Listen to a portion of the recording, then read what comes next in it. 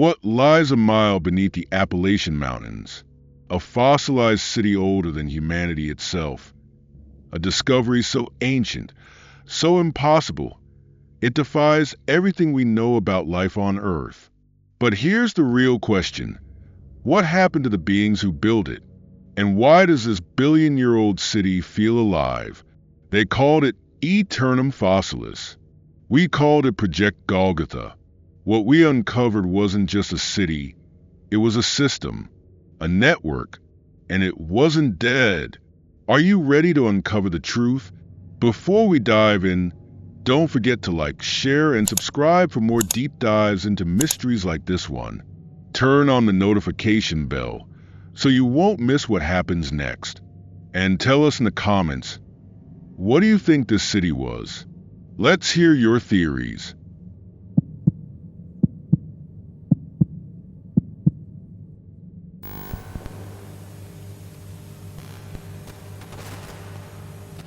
I write this account not for publication, nor for the curiosity of some faceless committee. This is for you, whoever you are, tasked with sorting through the wreckage of Project Golgotha and determining what went wrong. You'll find my name scattered through the files, attached to reports and assessments, but this is the truth of what happened in Eternum Fossilis. It is all I can offer before whatever is inside me takes hold completely. Even now, I'm not sure what compels me to write. Fear, perhaps. Guilt, most certainly. But there is something deeper, a kind of pull. Like the city itself is still alive inside me, its influence working through my hands. If that sounds absurd, you'll come to understand. By the time you finish reading this, you'll believe me, or you'll wish you didn't. It began in the spring of 2015, though the roots of this nightmare go back far earlier. The city, our discovery, wasn't new. It had always been there, slumbering beneath the Appalachian Mountains, buried in rock that predates anything resembling humanity. A geological survey stumbled upon it, their equipment picking up irregular seismic patterns deep within the earth. The initial assumption was a massive cave system, but the scans revealed impossible structures, symmetry and design where there should have been none. The site was immediately classified. Too advanced, too alien, the report said, though they didn't use the word alien officially. The Department of Defense called it Eternum Fossilis, a name that sounded appropriately grand and harmless, and they established Project Golgotha to oversee its exploration. The name should have been a warning. They recruited me from Princeton, where I'd been publishing work on ancient civilizations. My specialty is piecing together the lives of dead cultures, reconstructing their stories from ruins and relics. I wasn't prepared for this. None of us were. The team was small by design, 6 of us, each chosen for our specific expertise. We were given enough information to prepare, but not enough to grasp the scale of what we were walking into. I still remember the first briefing in the Pentagon's windowless conference room. The air was stale with recycled coolness, and the lights overhead buzzed faintly, just enough to crawl under your skin. A man from the Department of Defense, whose name I never caught, stood at the head of the table and projected a grainy black and white image onto the wall. I scanned the room. As I took my seat, Eliza Ward, a paleobiologist I recognized from a few conferences, nodded at me briefly before returning her attention to the table. Malcolm Reyes, a geologist with a reputation for being prickly but brilliant, was scribbling in a notebook. There was a military officer, Lieutenant Daniel Price, whose sharp posture and unreadable face gave him away instantly.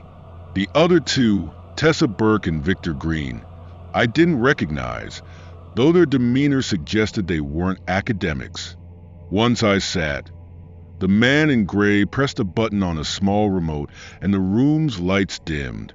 A grainy, black and white image flickered onto the screen at the far end of the room.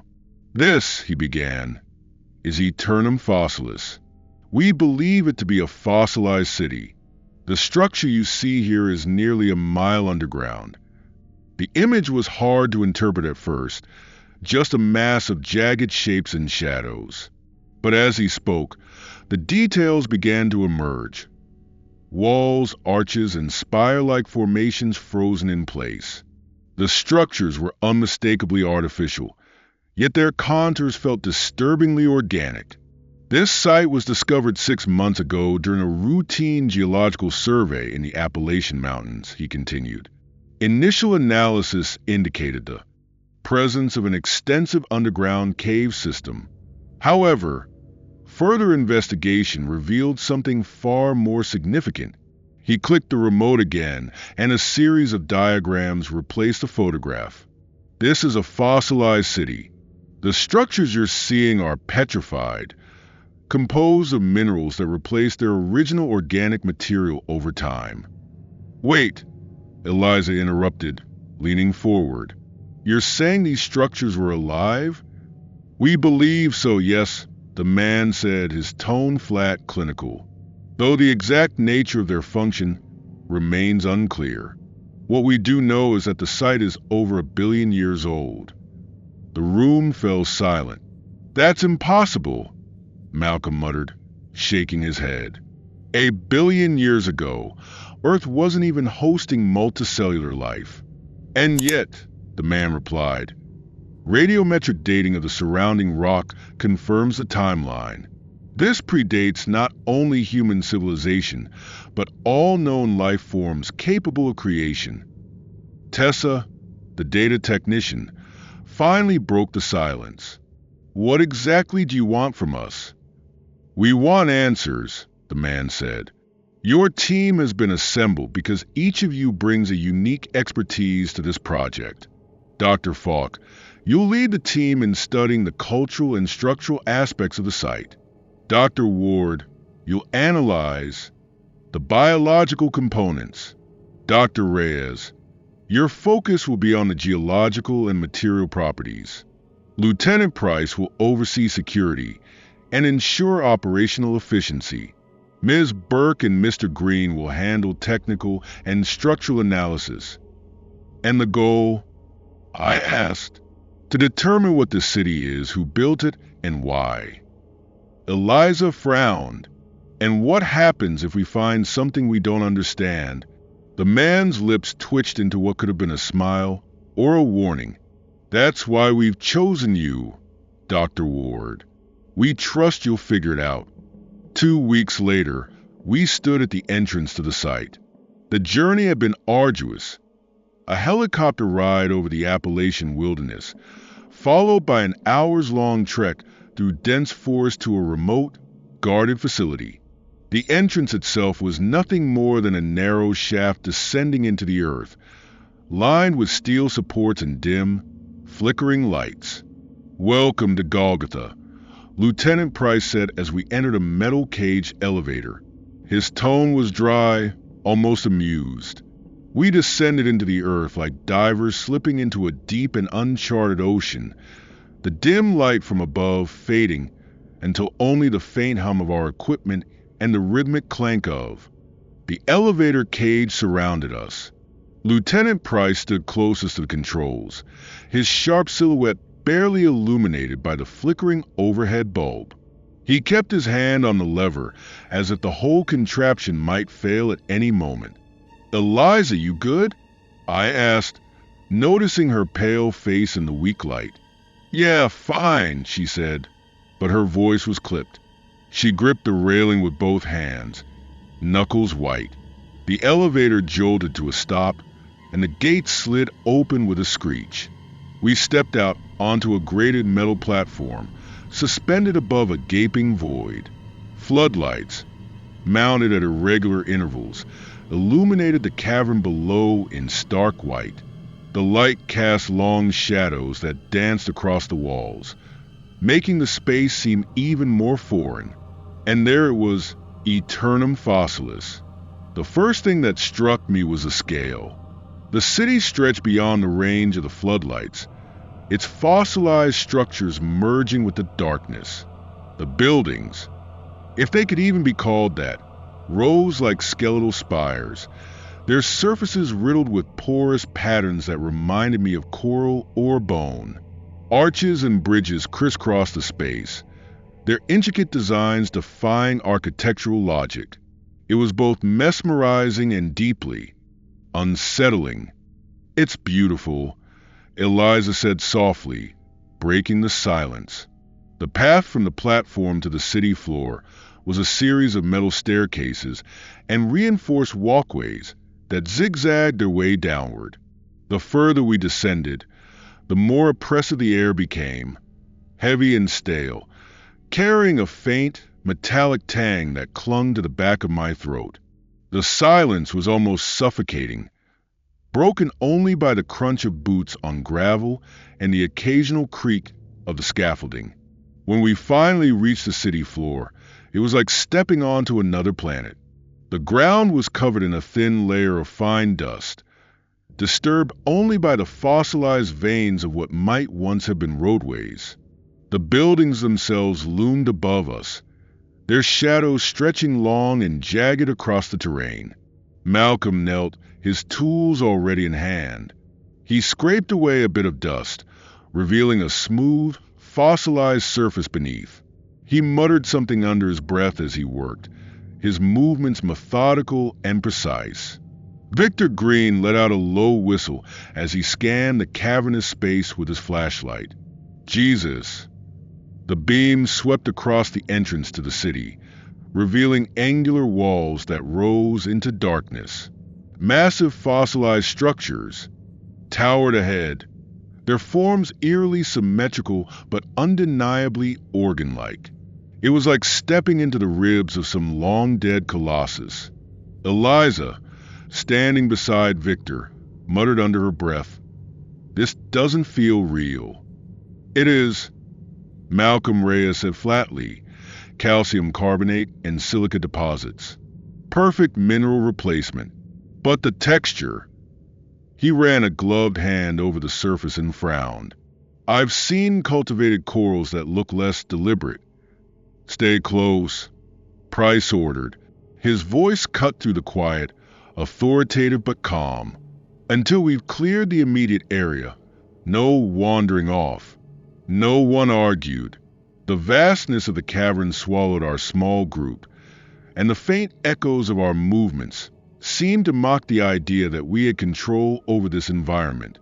I could feel the weight of the mountain pressing down on us, the knowledge that we were a mile beneath the surface settling heavily in my chest. "Let's move," I said, taking the lead. "We'll head for the main structures first. Document everything." The approach to the city was slow, deliberate. Our lights played over colossal, skeletal formations that seemed to grow from the ground. Each structure was riddled with a latticework of pores and branching patterns. The sheer scale was staggering. Arches and spires reached heights that no human architecture could match.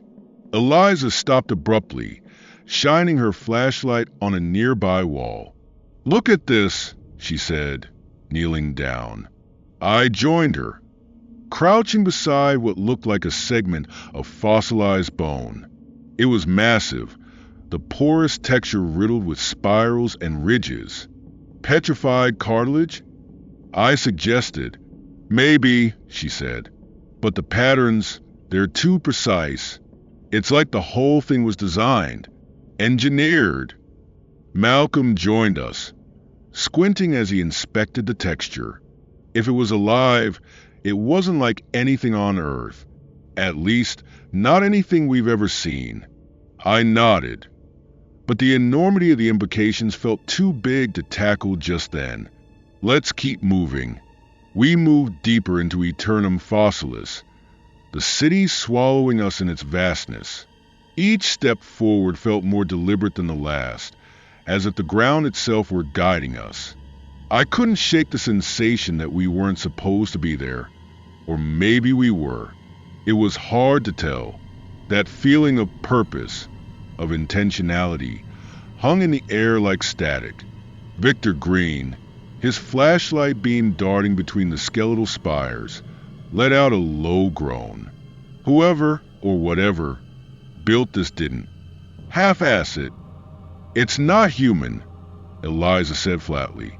She was crouched beside what looked like a fragmented pillar, her gloved hand tracing the porous surface. Look at the patterns here. They're cellular, almost vascular. This wasn't constructed. It was cultivated. Malcolm Reyes scoffed, the sound sharp and dismissive. He was already unpacking his equipment, muttering something under his breath about calcium carbonate deposits. Everything down here screams mineral replacement. You're looking at fossilization on a scale none of us have ever seen. Sure, but don't romanticize it, Ward. This is rock, not tissue. And how do you explain the organization? She snapped, standing and gesturing at the spires surrounding us. Coral doesn't grow in straight lines. It doesn't form arches. Enough, I said, cutting through their argument. Catalog first. Speculate later. The last thing we need is to start chasing theories before we have data. Tessa Burke was already several paces ahead, her eyes darting between the glowing screen of her tablet and the towering edifices. She looked back at us, her voice measured but tight. I'm picking up faint magnetic fields. They're weak, but they're there. That's normal, Malcolm said dismissively. Fossilized material can retain residual magnetism. Tessa hesitated, her lips pressing into a thin line. This doesn't feel residual. It's patterned, like it's pulsing. I glanced at Lieutenant Price, who stood off to the side, his hand resting on the butt of his sidearm. He hadn't said much since we'd arrived, but his presence was steadying, even if he looked as uneasy as the rest of us. What do you think? I asked. Price shrugged. I think we follow the orders. Document. Analyze. Keep our guard up. We continued onward, the city's immensity fully engulfing us. Tessa's tablet began to chime softly as she continued to record environmental data. These readings are strange, she said, frowning at the screen. Temperature fluctuations, minor magnetic disturbances. It's like the city is reacting to us. It's dead, Malcolm said without looking up, his tone firm. Anything you're picking up is residual, like a phantom echo. There's nothing living here. Eliza tilted her head, her brow furrowed. Maybe not alive, but what if it's not entirely dead either? What if this fossilization is a kind of hibernation? Malcolm laughed under his breath. You're reaching. And you're blind, she shot back. Enough. I interjected again, my patience thinning. Over here, Victor called, his voice low and urgent. He was standing at the edge of what looked like an open courtyard, his flashlight trained on a shape jutting out of the ground. At first, I thought it was just another piece of fossilized architecture, a twisted column or collapsed archway, but as I got closer, the shape resolved into something horrifyingly familiar. It was a skeletal figure, humanoid but grotesquely elongated. Its ribcage flared out like the petals of a diseased flower, and its limbs were unnaturally bent, the joints bulging with what looked like calcified growths. Jesus Christ, Eliza whispered, kneeling beside it. Her hand hovered just above the fossilized remains, trembling slightly. It's bipedal. Look at the pelvis, the spine. This thing stood upright. But it's not. Human, I said. The words felt heavy as they left my mouth. It can't be. No, she agreed, her voice barely audible.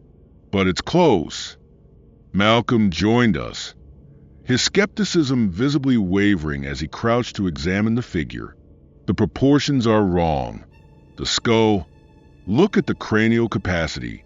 It's massive, This thing would have to have been upwards of 10 feet tall. He adjusted his headlamp and leaned closer, inspecting the porous texture of the bones. This is incredible. The preservation, it's like the fossilization process, froze everything pre-decomposition. I've never seen anything like it. Eliza reached out with a gloved hand, brushing away the thin layer of dust that covered the remains. Look at these bones. They're porous, like bird bones, but the structure, it's almost like cartilage. And this, Eliza said, pointing to the fossil's rib cage. These ridges, they're not just decorative, they're functional. Maybe for respiration, circulation. It's fossilized, Malcolm said. There's no way to know for sure. This doesn't add up, Tessa said, staring at the readings on her tablet. The magnetic fields are stronger here. It's like they're concentrated around these remains. Maybe they were using the fields for something, Victor suggested. Power? Communication? We're way out of our depth here. Tessa's voice broke the silence, calm but strained. I'm detecting more of them. Straight ahead. We followed her lead, the beam of her flashlight cutting through the gloom. The courtyard opened into a vast chamber, its floor scattered with similar skeletal figures. Dozens of them. They were sprawled in unnatural poses, as if frozen mid-motion. Some looked as though they were trying to shield themselves, their elongated arms twisted in front of their faces. Others were collapsed on their sides, their contorted spines suggesting some sort of agony. What the hell happened here? Price murmured. I don't know, I said, but this wasn't natural. Eliza was already moving among the remains, cataloging them with a feverish intensity. This wasn't just fossilization. These beings, whatever they were, they died suddenly. Look at the fractures, the way the structures collapsed in on themselves. It's almost like they were petrified. Petrified? Malcolm echoed, his voice sharp. You're suggesting what? That they turned to stone instantly. Look around, she said, gesturing at the chamber. Do you see any signs of decomposition? Erosion? These remains are pristine. Something happened here. Something catastrophic. Tessa was pacing the perimeter of the chamber, her tablet held close to her chest. The magnetic fields are stronger here, she said. Definitely localized around the remains. Price stepped closer to one of the figures, his flashlight casting long, edged shadows on the walls. If this was some kind of attack, who or what was responsible? Maybe it wasn't an attack, I said, the words leaving my mouth before I'd fully thought them through. Maybe this was deliberate. Eliza looked up from where she was crouched, her expression unreadable. You're saying they did this to themselves? I didn't respond.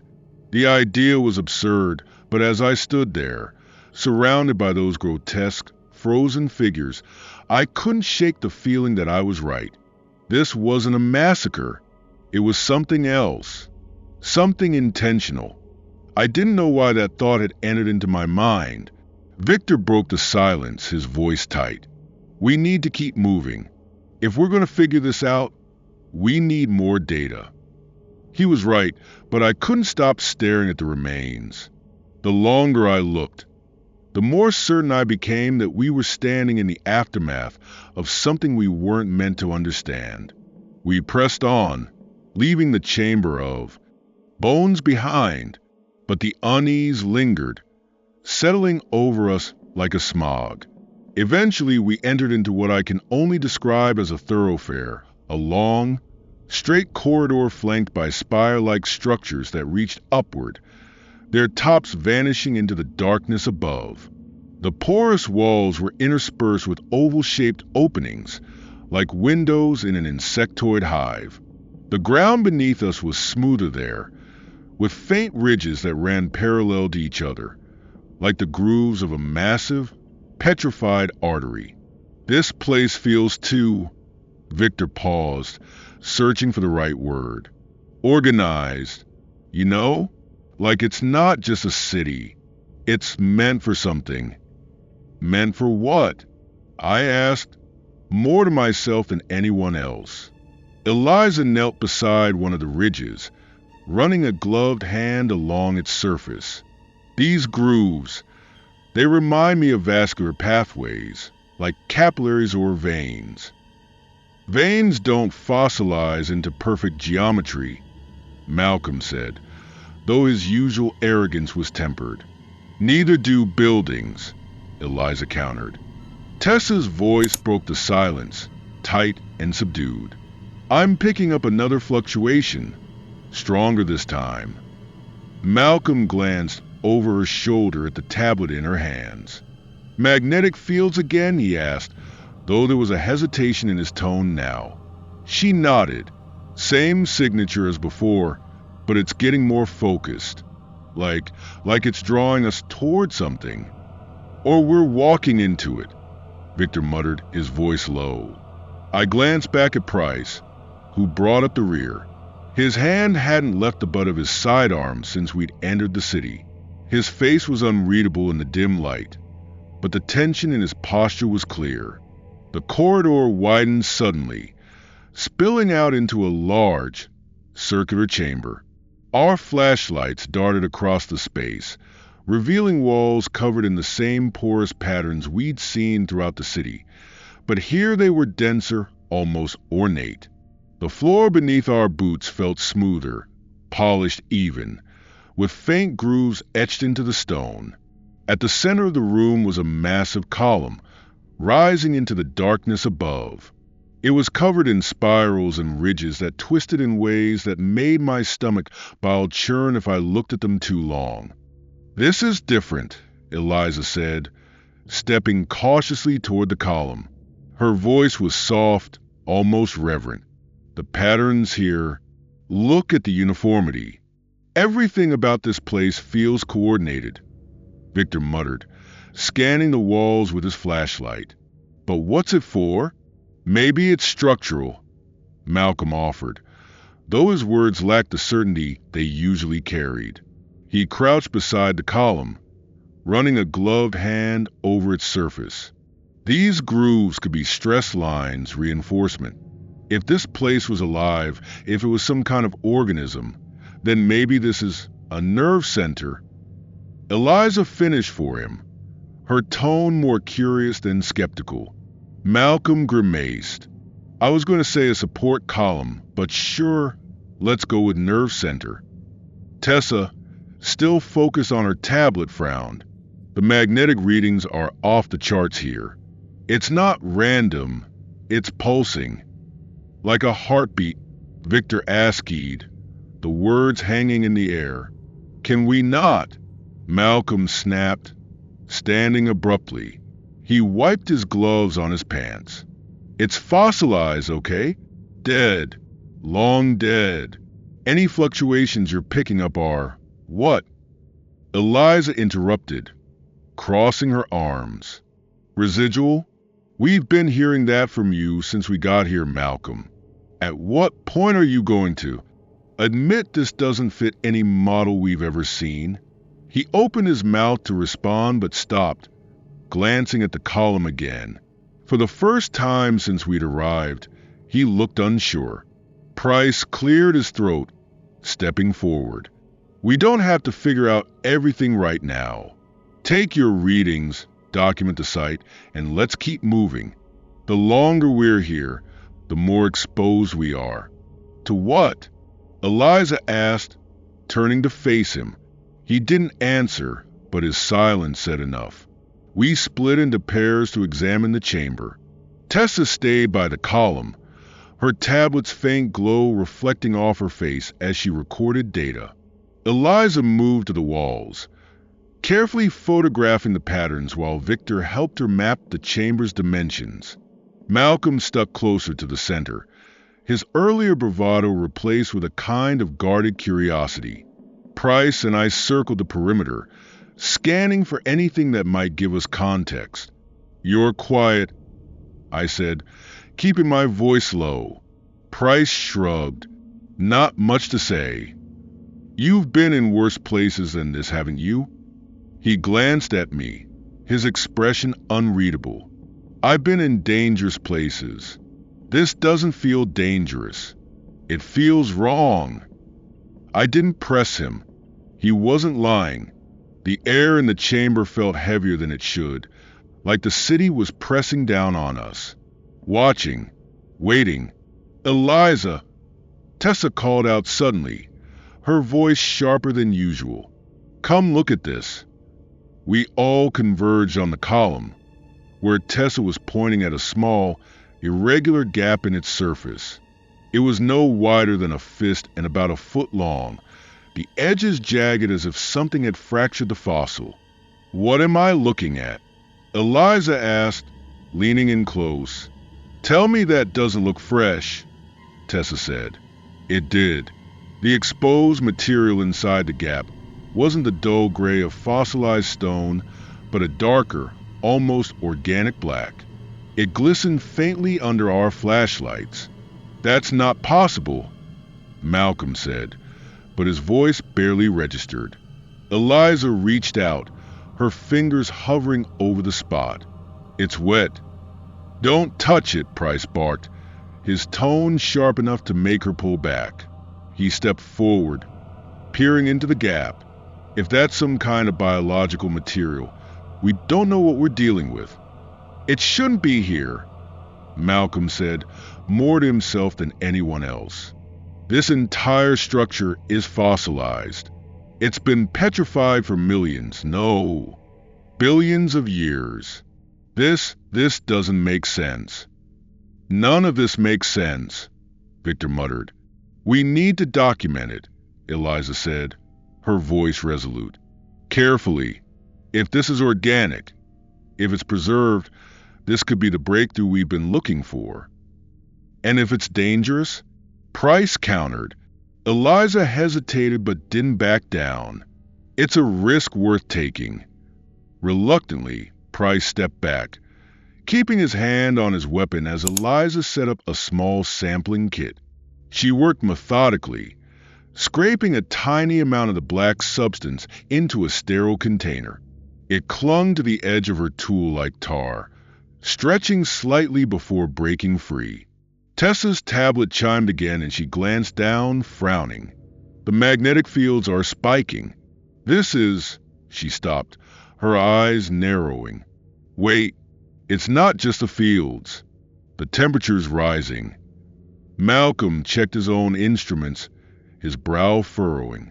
That's impossible. We're over a mile underground.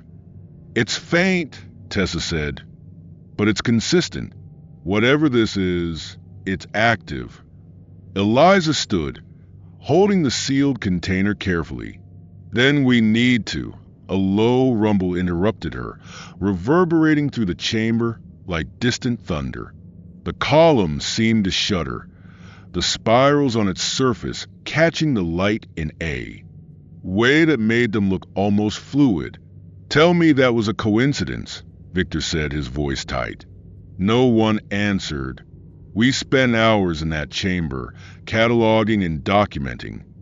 But the more we examined the platform and its radiating lattice of filaments, the more questions it raised. This structure, Victor said, still focused on the intricate weaving of filaments. It's almost fractal. Every piece I examine leads to smaller, more detailed layers. It's like it was designed to self-organize. Self-organize into what? Price asked, his voice edged with tension. He wasn't a scientist, but he was no fool. He could sense the unease growing in all of us. Victor shrugged. I don't know. A network? A machine? Something biological? All of the above? I don't think our categories apply here. Tessa was sitting on the edge of the platform, her tablet glowing faintly in the dim light. She was silent, scrolling through her readings, her brow furrowed. I glanced at the others. Eliza was crouched by one of the larger filaments, carefully brushing away dust and debris. Malcolm was examining a cross-section of the fossilized material, his expression unreadable. "Malcolm," I said, "what's your take?" He looked up clearly, annoyed at being interrupted. "On what? The fact that we're standing on a billion-year-old anomaly? Or the fact that every single reading we're getting defies logic?" "Both," I said flatly. He sighed, running a hand through his hair. "Look, the mineral composition here is consistent with fossilization, but the patterns—" He stopped, searching for the right words. "They're too precise. This wasn't just a city. It was a system. Everything was interconnected. And now, it's like the whole thing is waiting for a signal." "A signal for what?" Price asked, stepping closer. "Reactivation," Eliza said softly, standing up and dusting off her gloves. The word hung in the air like a warning. None of us wanted to acknowledge it, but we all felt it. That creeping certainty that this place wasn't as dead as we wanted it to be. We decided to push further into the city, following the stronger magnetic pulses Tessa had detected. The path led us through more corridors and chambers, each one more elaborate than the last. The architecture became increasingly intricate, with overlapping arches and spiraling columns that seemed to defy gravity. "This is insane," Victor muttered as we walked. "Who builds like this? And how? There's no scaffolding, no framework. It's like the entire city was birthed." "Maybe it was," Eliza said, her voice tinged with awe. "Look at the consistency, the way the structures flow into one another. This wasn't constructed in the way we understand. It was grown. Eventually, we reached another large chamber, this one even more imposing than the last. It was circular, with a domed ceiling that stretched impossibly high. The walls were lined with rib-like structures that curved inward, giving the space a claustrophobic, almost womb-like feel. At the center of the chamber was a massive, fossilized structure encased in what looked like crystalline material. It was shaped like an organ, living, yet mechanical. "What the hell is that?" Victor asked, stepping closer. "The heart of the city," Eliza whispered. We all gathered around the structure, staring at it in silence. It was massive, at least 10 feet tall, with branching filaments that spread outward like veins. The crystalline casing caught the light from our flashlights, refracting it into faint, eerie patterns on the walls. Tessa was the first to break the silence. "I'm picking up stronger vibrations here. Much stronger. It's like it's resonating." "Resonating with what?" I asked. "Us, maybe," she said uncertainly. Victor reached out, his gloved hand hovering just above the crystalline surface. "This casing, it's not just a shell. It's part of the mechanism. You can see how the filaments feed into it." "Don't touch it," Price warned, his voice sharp. Victor pulled his hand back, but his curiosity was palpable. Eliza crouched by one of the branching filaments, examining it closely. "These structures, they're too complex to be decorative. They served a purpose." "What kind of purpose?" I asked. She shook her head. "I don't know. Power distribution, maybe? Or communication. This whole city, it's like a neural network. Every piece is connected, and this," she gestured at the organ-like structure, "this is the core." As she spoke, Tessa's tablet began to emit a soft chime. She frowned, tapping the screen. "What is it?" I asked. "These vibrations," she said. "They're changing, getting more organized." "Organized how?" Malcolm asked, stepping closer. "Like a pattern," she said, her voice tense. "It's almost like," she trailed off, her eyes widening. "Like what?" I pressed. Like it's trying to communicate, she said finally. The words sent a chill down my spine. Communicate with who? Price asked, his grip tightening on his sidearm. Us, Eliza said. Before anyone could respond, the chamber was filled with a low, resonating hum. It wasn't loud, but it was deep, vibrating through the floor and into our bones. What the hell is that? Victor asked, his voice rising. The hum deepened, reverberating through the chamber and into our bones. It wasn't sound. It was something deeper, a sensation that wormed its way into the spaces between thought and instinct. The crystalline structure at the center of the room pulsed faintly, the light spreading through the branching filaments like a slow-moving current. The vibrations, Tessa said, staring at her tablet. They're synchronizing. Look at this. She turned the screen toward us, showing a series of rising waveforms. It's generating a pattern. A pattern of what? Price snapped, his hand tightening on his sidearm. I don't know. Tessa shouted, her voice on edge. This isn't like anything I've ever seen. It's... Tessa was furiously tapping at her tablet, the glow of the screen reflecting off her wide, pale face. The magnetic fields are spiking off the charts. This isn't residual, this is active. Turn it off, Price barked. How? She shot back, her voice rising. We don't even know what it is. The hum surged, cutting her off mid-sentence. The light from the crystalline casing grew brighter, refracting into an intricate lattice that danced across the chamber walls. For a fleeting moment, I thought I saw shapes in the patterns, figures moving in impossible, twisting gestures. I blinked, and they were gone. Eliza! I shouted over the noise. What are we dealing with here? She didn't respond.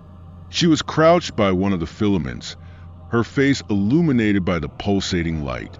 Her lips moved silently, as though she were whispering to herself. Eliza! I barked again, louder this time. She looked up, her eyes glassy. It's communicating, she said, her voice distant reverent. It's showing us something.